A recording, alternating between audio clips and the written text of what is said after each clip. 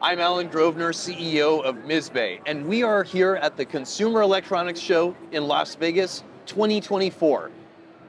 I am joined by Nancy Cantine, stunt woman and fire specialist. Nancy, this is an incredible show. Oh my gosh, this is actually my favorite trade show I've been to.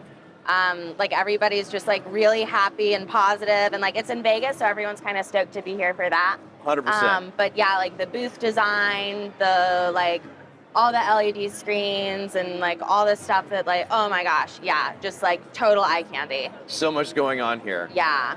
And physical storytelling Yes. is your passion, and there are so many dimensions to your career in physical storytelling. Yeah, physical storytelling like is the through line, I think, because I started in ballet, went into classical ballet, went into contemporary ballet, started doing like commercial dance on cruise ships, did a music video, fell in love with film, realized I wanted to make action movies, pursued that, realized stunt people make action movies, and just that's kind of been the through line in all of those like performing aspects, and yeah, just what I'm most passionate about. And you got into fire. Yeah. Amazing. How did that start? And you've taken it so far, and you've done incredible things with fire. Thank you. Yeah, I actually owe all of that to my East Coast team that brought me up, and I still get to work with all the time. And yeah, there has been fire in stunts since the 50s and the 60s, and those burns, you see a lot of fire, you see a lot of safety gear, you don't get to see the actor.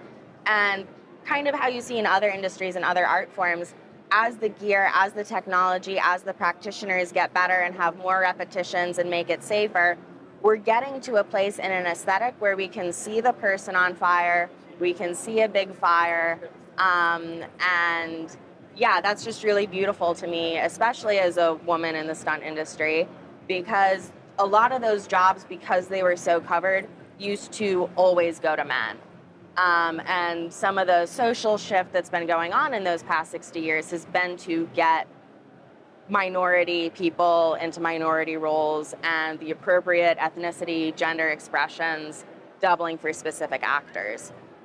So part of that aesthetic and seeing the performer more, it's actually been amazing. I've never been asked to hire an inappropriate double for a burn, just because the aesthetic is you can see the person, you can see the skin, and that lets me come into conversations with a producer from an immediately creative place, right? Because I don't have to be like, well, we should do this for diversity. It's like, we're doing diversity because it's fucking obvious, and like, now let's make something beautiful with the absolute best performers we can find. And there's so many problems you have to solve. Right? Yeah. One of my favorite stories is like oftentimes burns will get canceled if the wind is above a certain index, but out in the Mojave, there's just absolutely nothing to burn. So I think we were at 23 mile per hour winds, and because the wind was pushing the heat and the fire off of the performer, you know, think about blowing out a birthday candle. Had there been no wind, the amount of fuel that we had to use to set Justin Skinner on fire, to stay on fire, and to keep being on fire in that wind, had we been in like a space with no wind, it would have been like a 6 to 8 foot, really big stacker burn.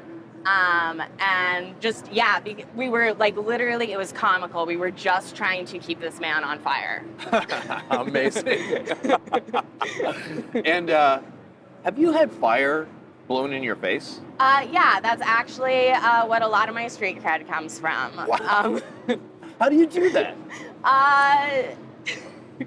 Really good question. And the answer is an amazing fire team, pyrotechnics you really trust, equipment that's like dialed into the absolute micrometer. You're a fucking rocket scientist, you know which word I should be using there. I'm the one person I can't bullshit with. A huge part of it is trust. And like when I'm teaching fire stunts, I come at it to a place of, this is the same as being in a, huge pool, but with 4 Navy SEAL scuba divers ready to rescue you.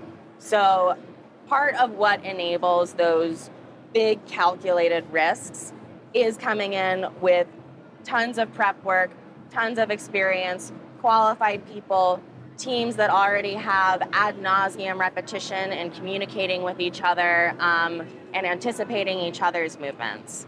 Amazing. And it's worth it, right? The kinds of the kinds of shots that you get. Yeah. Yeah, it's powerful, it's visceral. Part of my aesthetic as a fight designer and as a stunt coordinator is I want it to be so visceral and so ugly. People come away from the movie like, I never want to get in a fight. I never want to be a part of violence. I never want to put that into the world. I don't want to see blood pouring out of someone while they're like being incinerated. Like, it sucks. It should be visceral.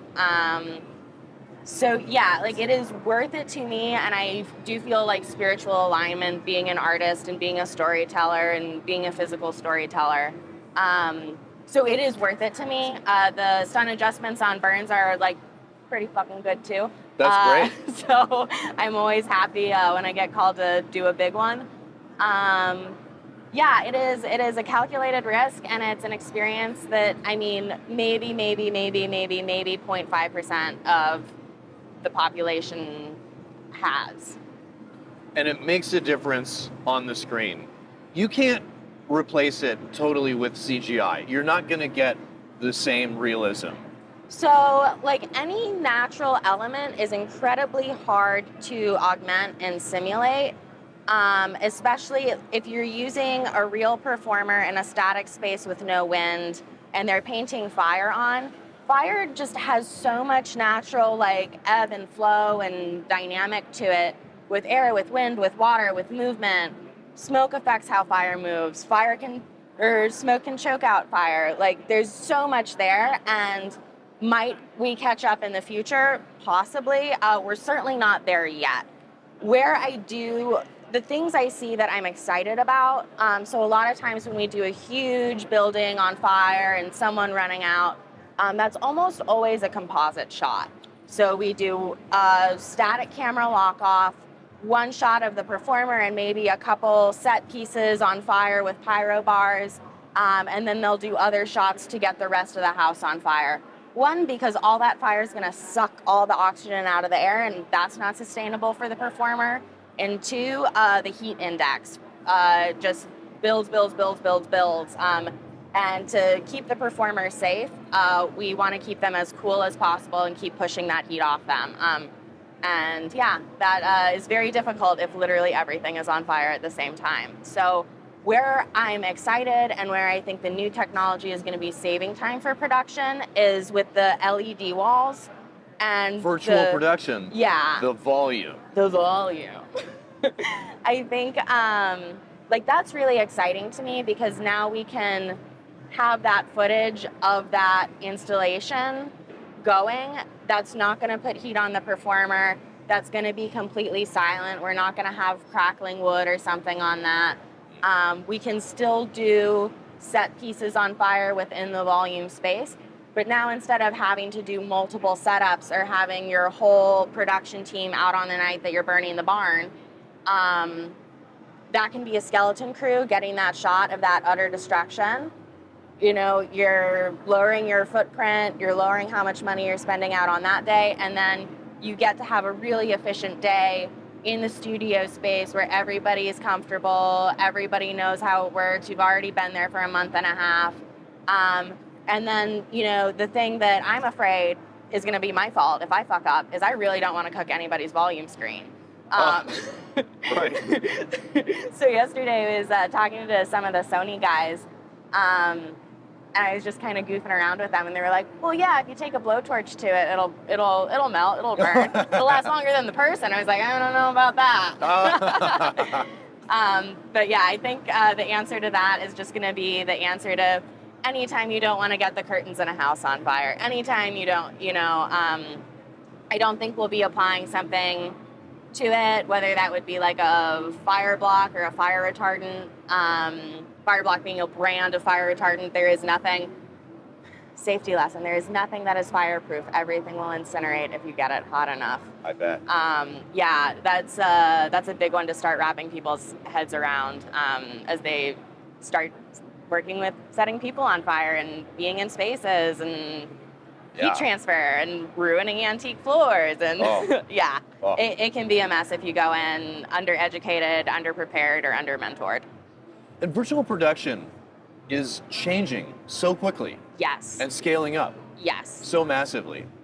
Yeah, I think my edgiest opinion right now is I think the physical mocap suit era is about to be very over. Whoa. There's just so much being done with scanning and having multiple cameras go onto someone, and opposed to needing those physical feedback suits, or not feedback, but where they're tracking your movement.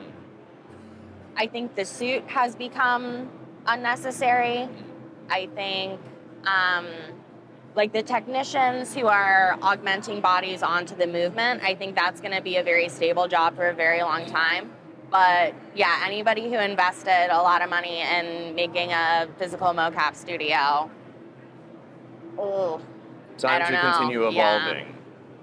Sorry? Time to continue evolving. Yeah, definitely.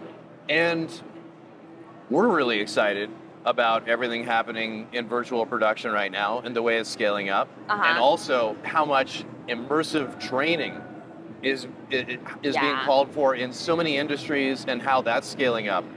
And we've just discovered so many different opportunities to bring autonomy to the setup of anything in a virtual world.